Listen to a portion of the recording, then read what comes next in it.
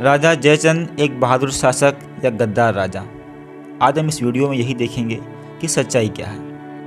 ऐतिहासिक संशोधनवाद को बढ़ावा देने वाले मौजूदा माहौल के बीच राजपूत समुदाय के नेता उस इतिहास को बदलने के मिशन पर हैं जो राजपूत राजा पर देशद्रोह का आरोप लगाता है।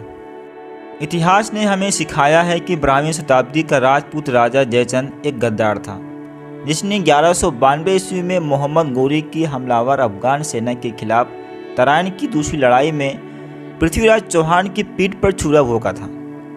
लोकप्रिय धारणा के अनुसार राजा जयचंद ने मोहम्मद गोरी, जिसका पूरा नाम साबुद्दीन या मोहम्मद इब्न सैम था, को अपने कट्टर प्रतिद्वंदी चौहान को हराने की साजिश रचकर भारत में पैर जमाने में मदद की थी। ऐसा लगता है कि आज भारत में ऐतिहासिक संशोधनवाद की बाढ़ का फायदा उठाते हुए राजपूत समुदाय ने अब इस दावे को निराधार और ऐतिहासिक भूल बताते हुए अपनी आपत्ति जताई है। वे कहते हैं कि जयचंद पर गद्दार का आरोप आईन अकबरी से लिया गया है, जो तराइन की लड़ाई के लगभग 400 साल बाद लिखा गया था।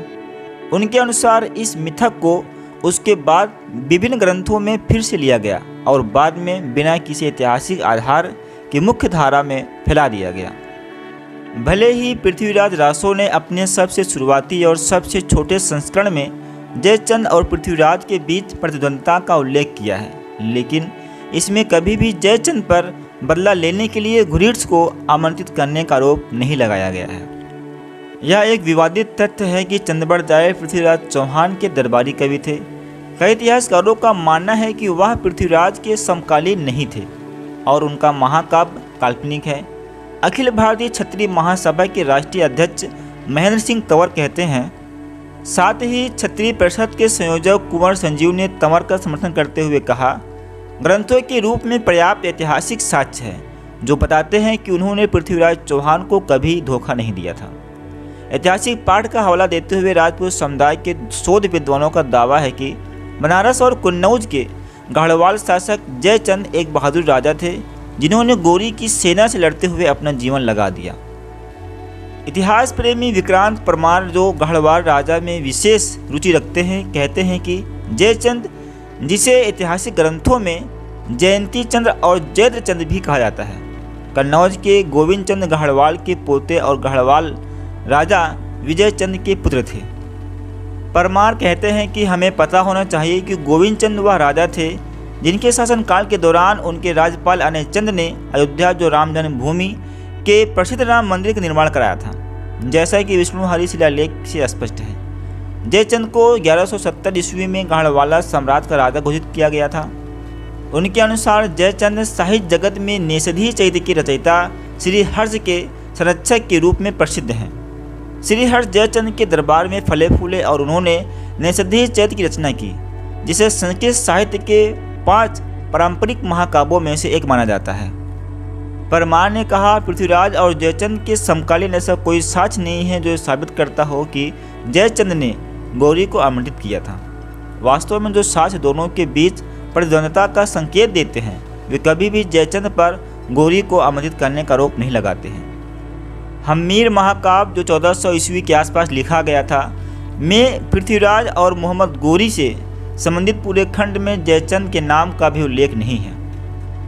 एक अन्य राजपूत सचिन सिंह गौड़, जो पिछले कई वर्षों से जयचंद पर लिख रहे हैं, कहते हैं कि 12वीं सदी के कवि बल्लभ देव की रचनाएं स्पष्ट रूप से दर्शाती हैं कि जयचंद ने ऐसा कुछ नहीं किया था जिसे देशद्रोह कहा जा सके।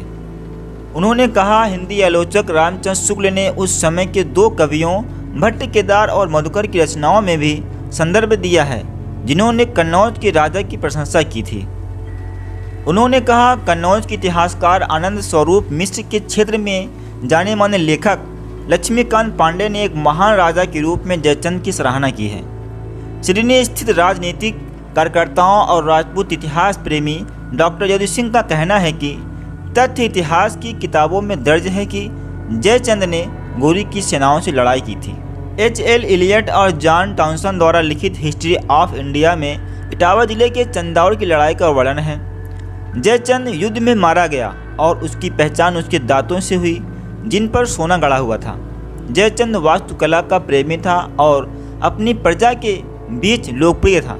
सिंह ने कहा, रोमन योगी और आरसी मजूमदार जैसे प्रतिष्ठित इतिहासकारों का हवाला देते हुए राजपूत समुदाय का कहना है कि गद्दार का आरोप ऐतिहासिक रूप से सिद्ध नहीं हुआ है और उन्हें ऐसा करार देना कन्नौज के समकालीन शासक के साथ घोर अन्याय होगा।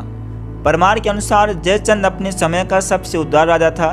उनके शिलालेख पुरोहित वर्ग को भूमि अनुदान से भरे पड़े हैं। उन्हें अपने राज्य की रक्षा के लिए एक शक्तिशाली सेना के रूप में वर्णित किया गया है।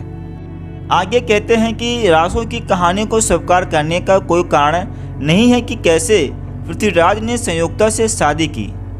रासों में पृथ्वीराज के परिवार की वंशावली का भी गलत उल्लेख है।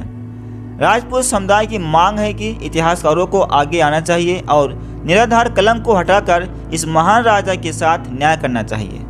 वे कहते हैं कि महाराजा जयचंद सच्ची रोशनी में पेश किए जाने के पात्र हैं। दोस्तों, इस वीडियो के बारे में आपकी क्या राय है कमेंट बॉक्स में अवश्य लिखिएगा।